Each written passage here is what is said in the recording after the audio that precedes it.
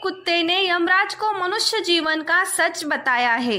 एक समय की बात है, मध्य देश में एक अत्यंत सुंदर नगरी थी। उस नगरी में एक धनवान व्यापारी रहता था जिसका नाम रामदास था। उसके पास एक कुत्ता था जिससे वो बहुत प्यार करता था, लेकिन रामदास का स्वभाव बहुत लालची था। इसके बावजूद वो भगवान विष्णु का बड़ा भक्त भी था। वो हमेशा पूजा पाठ में लीन रहता था। रामदास रोज भगवान विष्णु के मंदिर जाता और भक्ति भाव से विष्णु जी की पूजा करता।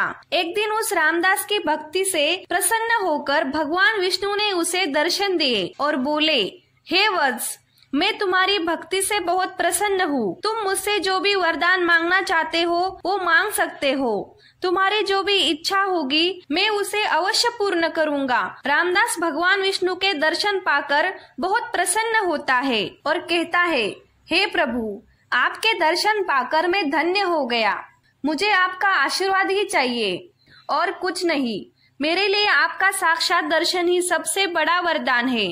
फिर रामदास ने अपनी जेब से एक कागज निकाला और भगवान विष्णु से कहा, हे प्रभु, कृपा करके इस कागज पर अपने हस्ताक्षर कर दीजिए। मैं इस प्रमाण को दुनिया के सामने प्रस्तुत करना चाहता हूँ ताकि लोग ये विश्वास कर सके कि भगवान सच में होते हैं। आजकल लोग भगवान पर विश्वास ही नहीं करना चाहते। भगवान विष्णु मुस्कुराए और कहा, ठीक है वत्स, अगर ये तुम्हारी इच्छा है तो ऐसा ही होगा। हस्ताक्षर करने के बाद भगवान धीरे धीरे अंतर्ध्यान हो गए। उसके बाद रामदास उस कागज को हमेशा अपनी जेब में रखता था ताकि वो जब चाहे दुनिया के लोगों को भगवान के अस्तित्व का सबूत दिखा सके। कुछ समय बाद रामदास का प्रिय कुत्ता मर जाता है, जिससे वो बहुत दुखी हो जाता है।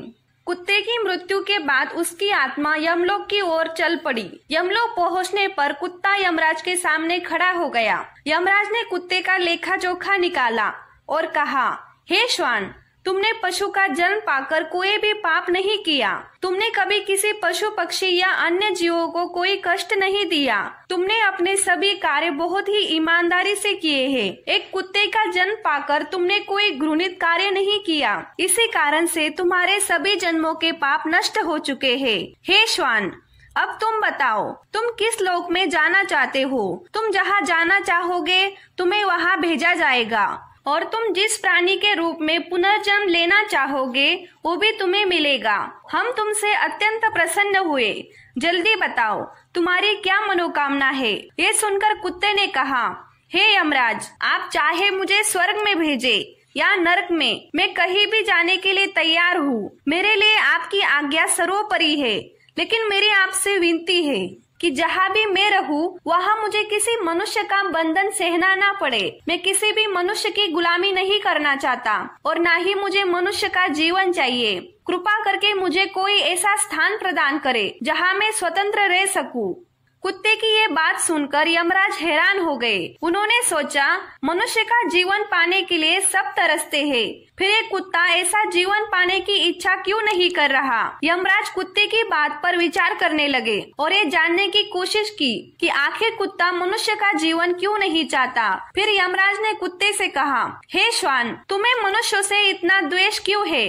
मनुष्य का जीवन पाने के लिए बड़े बड़े देवता भी तरसते हैं। पृथ्वी पर मनुष्य का जीवन ही सबसे श्रेष्ठ माना जाता है। फिर तुम मनुष्य का जन्म क्यों नहीं चाहते? तुम्हें कभी मनुष्य का जीवन नहीं मिला है, शायद इसीलिए तुम इसके लाभ को नहीं जानते। एक बार मनुष्य का जीवन प्राप्त करके देखो तो तुम्हें पता चलेगा। यमराज की बात सुनकर कुत्ता कहता है, हे यमराज, मैं जानता हूँ कि मनुष्य का जीवन कितना अनमोल है, लेकिन मनुष्य स्वार्थी और चालाक होता है। जब वो अपनी इच्छा को पूरा करने लगता है तो सही और गलत का कोई ध्यान नहीं रहता।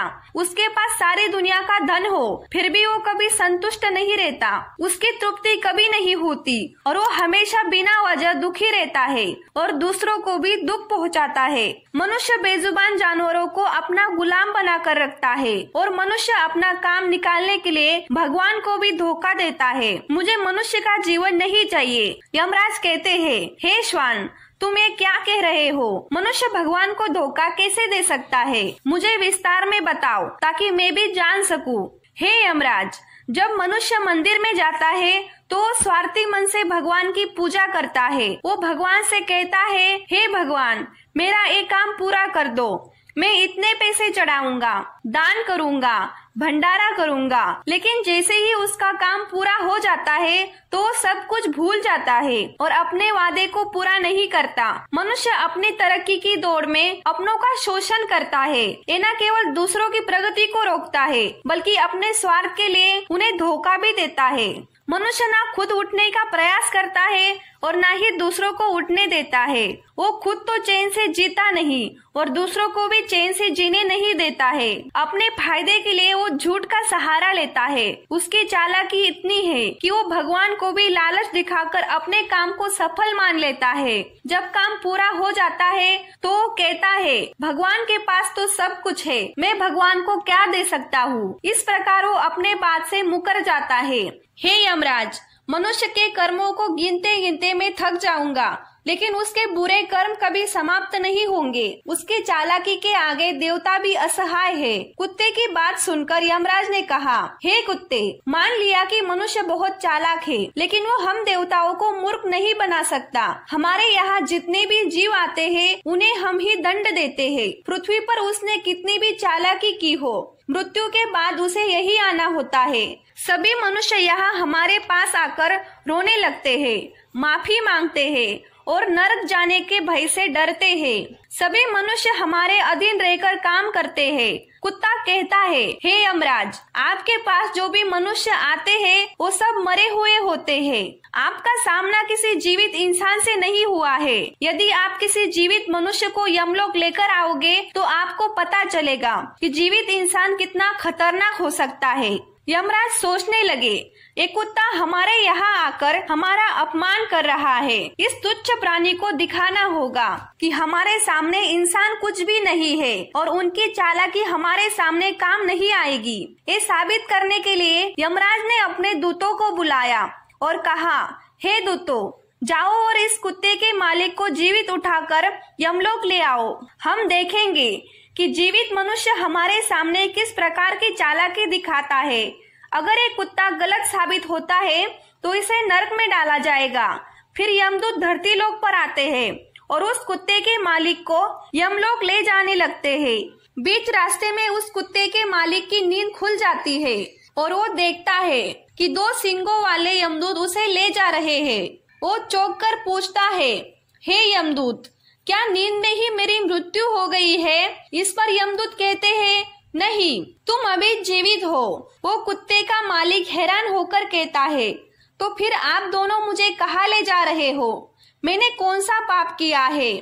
यमदूत उसे पूरी कहानी सुनाते हैं और कहते हैं, तुम्हारे कुत्ते ने यमराज से कहा था कि जीवित इंसान बहुत चालाक होते हैं, इसीलिए इस बात की परीक्षा लेने के लिए यमराज ने तुम्हें जीवित ही यमलोक लाने का आदेश दिया है। ये सुनकर कुत्ते के मालिक को सब कुछ समझ आता है और वो कुछ देर तक विचार करता है। फिर वो अपने जेब में रखा वो पत्र निकालता है जिस पर भगवान विष्णु के हस्ताक्षर होते हैं। वो उस कागज पर कुछ लिख देता है और फिर से कागज को अपनी जेब में रख लेता है। यमदूत उसे लेकर यमराज के दरबार में उपस्थित हो जाते हैं।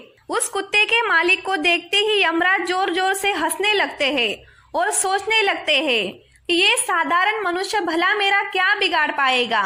फिर वो कुत्ते का मालिक जाकर यमराज के सामने खड़ा हो जाता है और अपनी जेब से वो पत्र निकालकर यमराज को दे देता है। जब यमराज उस पत्र को पढ़ते हैं तो वो तुरंत ही अपने सिंहासन से उठ जाते हैं और उस कुत्ते के मालिक को सिंहासन पर बिठाकर खुद उसके स्थान पर खड़े हो जाते हैं। ये देखकर यमराज के सभी दूत आश्चर्यचकित हो जाते हैं। वो सोचने लगते हैं कि यमराज ये क्या कर रहे हैं? एक मनुष्य को अपने सिंहासन पर बिठा रहे हैं। ये व्यक्ति अवश्य ही कोई प्रभावशाली इंसान है। अब वो कुत्ते का मालिक यमपुरी का राजा बन जाता है और यमराज भी उसके आदेश का पालन करते हैं। सिंहासन पर बैठते ही वो कुत्ते का मालिक यमलोक के सभी नियम बदल देता है और यमराज को यमलोक के द्वार का रक्षक बना देता है। फिर वो कुत्ते का मालिक मन ही मन सोचने लगता है, जब मेरी मृत्यु होगी तो मुझे भी यही आना पड़ेगा और अपने पाप कर्मों के कारण मुझे भी नरक में जाना पड़ेगा। ये सोचकर वो कुत्ते का मालिक आदेश देता है कि नरक के द्वार हमेशा के लिए बंद कर दिए जाए। फिर उसने सभी यमदूतों को आदेश दिया, आज से किसी भी जीव को नरक में नहीं डाला जाएगा। सभी प्राणियों को केवल स्वर्ग भेजा जाएगा। उस मालिक की बात सुनकर स्वर्गलोक में हाहाकार हो गया और सभी देवता अचंभित हो गए, लेकिन वो कर भी क्या सकते थे। आदेश यमलोक के राजा का था, इसलिए उन्हें चुपचाप पालन करना पड़ा। धीरे धीरे स्वर्गलोक का संतुलन बिगड़ने लगा और वहाँ जीवों की भीड़ बढ़ने लगी। स्वर्गलोक के सेवक और अप्सराएं इतने सारे जीवों की सेवा करते करते परेशान हो गए और सोचने लगे, हम इतनी बड़ी संख्या में इन जीवों की सेवा कैसे करें। उधर वो कुत्ता भी सोचने लगा, यमराज को जीवित इंसान को यमलोक में लाना कितना भारी पड़ गया। मालिक ने तो सब कुछ बदल दिया, आखिर ऐसा कैसे हुआ।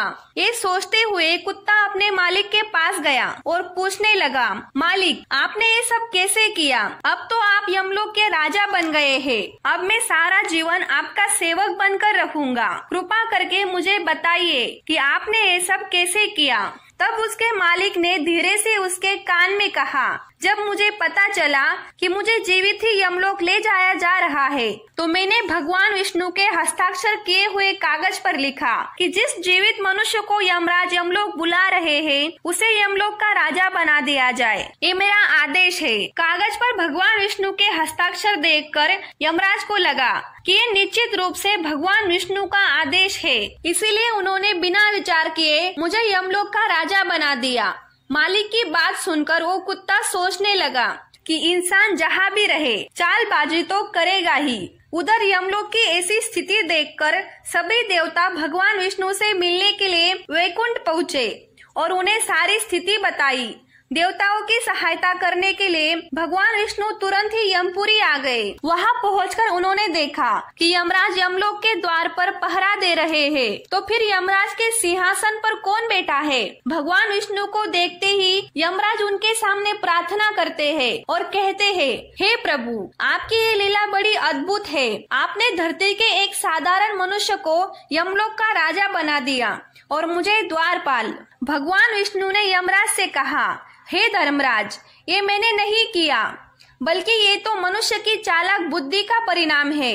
यदि तुम जीवित मनुष्य को यमलोक लाओगे तो ऐसा ही होगा।